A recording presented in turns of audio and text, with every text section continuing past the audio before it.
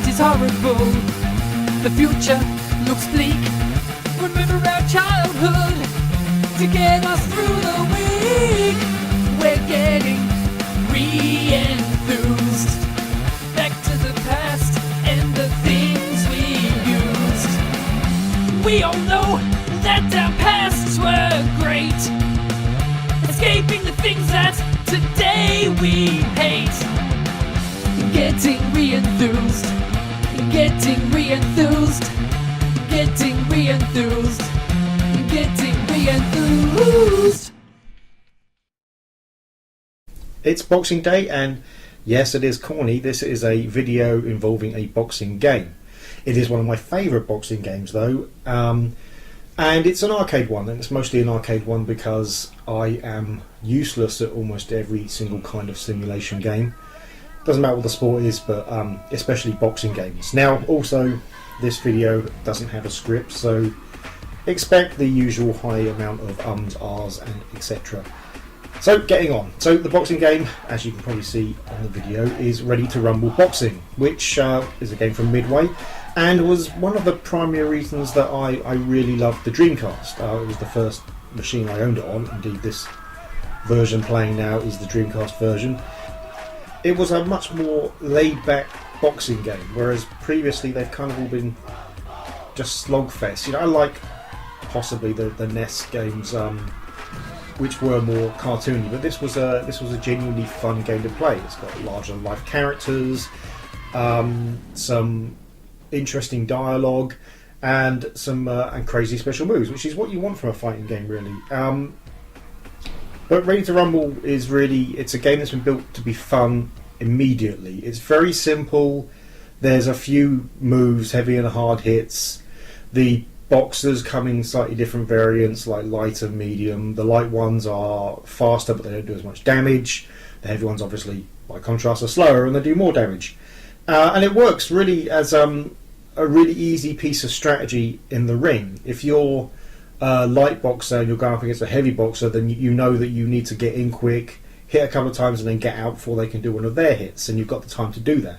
Whereas as a heavy boxer, you've really just got to kind of get in and make your punches count, because you're not going to be able to back away as fast, and you're going to start taking damage just from trying to get away after hitting them.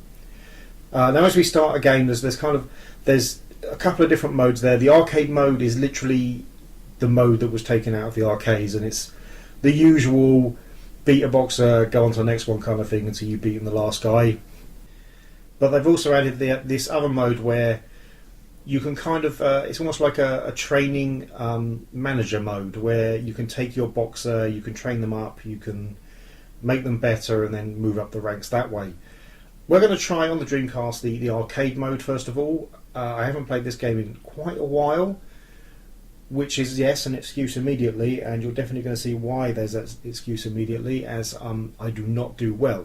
Now, the game it's a very simple one. It's the usual same as its fighting mechanics, where you've got an energy bar, you hit your opponent, the bar goes down, and you're trying to knock them down. Now, because it's boxing, you can be knocked down 3 times and then you're out. So the first couple of times your boxer will generally get up, and you can kind of push buttons and stuff to help.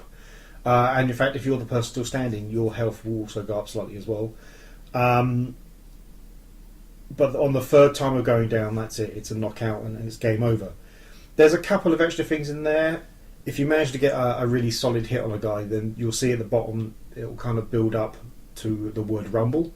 Once you've got that word lit up entirely, you can press the block buttons and it'll turn into Rumble mode. And what Rumble mode is, it just, your fists will light white. You'll see the opponent does this, and you just get faster and stronger hits for a little bit. If you take good advantage of that and you move in close, and you can do a lot of damage, a lot more damage you would normally do. After going down 3 times, I am knocked out. It's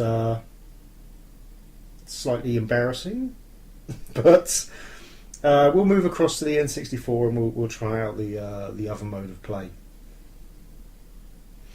So here on the N64, the graphics are nice, but they look slightly muddier than the Dreamcast version, I guess. Certainly darker. This is using the same display and capture mode, so I don't remember offhand what it used to look like. The last time I played this, it was on a CRT, so it definitely would have looked different from this anyway. But I do remember the Dreamcast version being better. In fact, I think the Dreamcast version supports VGA mode, and what we recorded was via composite, so it can look even better than that, in fact. So we're going through the this mode, and you can kind of see you've got like a maximum number of fights. Now what happens is, because you can train your boxer, which we do here, and improve his skills, and it makes him more effective, makes him faster, makes him hit harder in the ring. But you need money to do that, and you build up money by doing prize fights. Now obviously you could just continuously do prize fights, build your boxer up before you even started trying to move up the championship, and that's what those number of fights are there to stop. So every time you do a prize fight, the number of fights go down, and obviously if you run out of number of fights, then you can't then go ahead in the title fight. So it's a really good way just to stop you from trying to spam all of the training.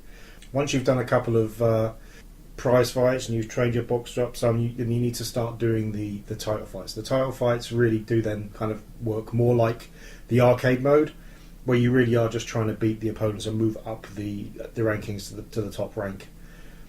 They obviously get progressively harder, but you should be able to then kind of use money to train your boxer up and make him slightly better each time. If you get it right, then you'll kind of just be able, at the right level to beat the person above you, and but it still obviously comes down to skill even then.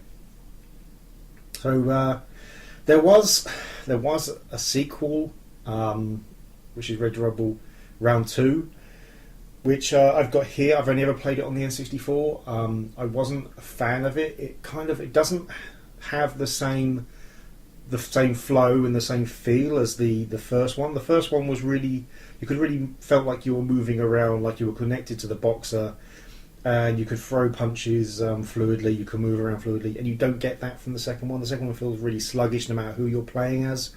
Like here, I'm Afro Thunder again, who is a very fast boxer, but he feels sluggish here. I'm having difficulty kind of moving away. And the screen just kind of, it doesn't feel the same. It's more zoomed in. It's not as good in my mind. I think they try to cash in its popularity, and they just didn't do a good job. They changed a lot of stuff they shouldn't have changed, and other things were too similar. So I definitely prefer the original, but that is an amazing game and everyone should play it. It's definitely well worth your time. So thanks for watching. If you liked it, then please hit like. If you really liked it, please hit subscribe. If you didn't like it, then please tell us down in the comments so we can improve. Thanks very much.